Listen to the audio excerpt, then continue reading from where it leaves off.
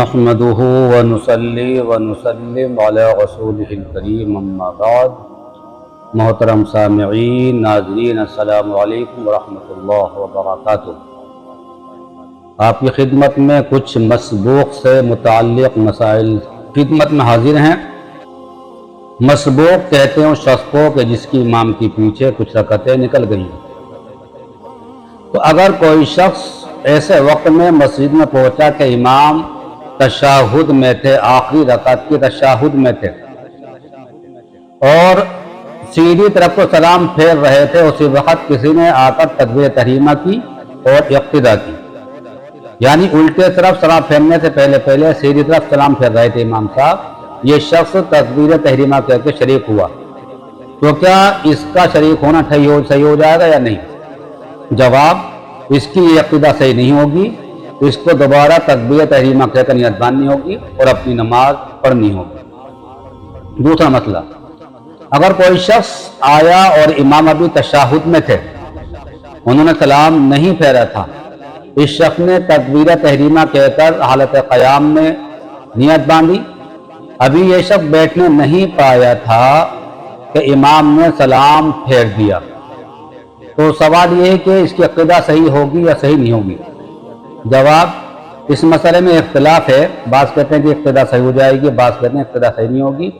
لیکن صحیح مسئلہ یہ ہے کہ اس کی اقتدا صحیح ہو جائے گی اور یہ شخص اسی تحریمہ سے آگے نماز شروع کرے گا، نماز کو پوری کرے گا۔ تیسرا مسئلہ یہ ہے کہ اگر کوئی شخص مسبوق ہے، اس کی کوئی رکعت چھٹی بھی ہے اور امام قائد اخیرہ میں نماز کو ختم کرنے کے لیے سلام پھیر رہا ہے، اور اس شخص نے بھی بھول کر امام کے ساتھ سلام پھیر دیا، تو اب آیا کہ اس کی نماز ہوگی یا نہیں ہوگی، یا اس کو کیا کرنا ہوگا؟ اس کا جواب یہ ہے کہ اگر اس شخص نے سلام پھیر دیا تو اس کی تین صورتیں ہیں،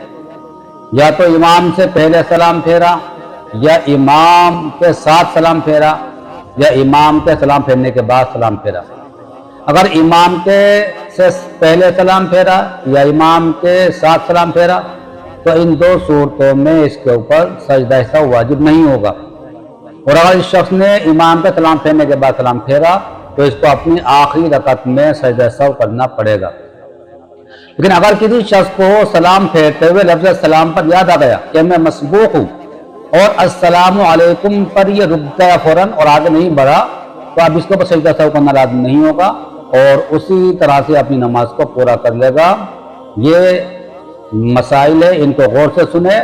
یہ عام طور سے مسئلے پیش آتے رہتے ہیں، ان کو گانٹھ باندھ کر رکھیں، آپ کو بہت کام آئیں گے۔ فقط والسلام۔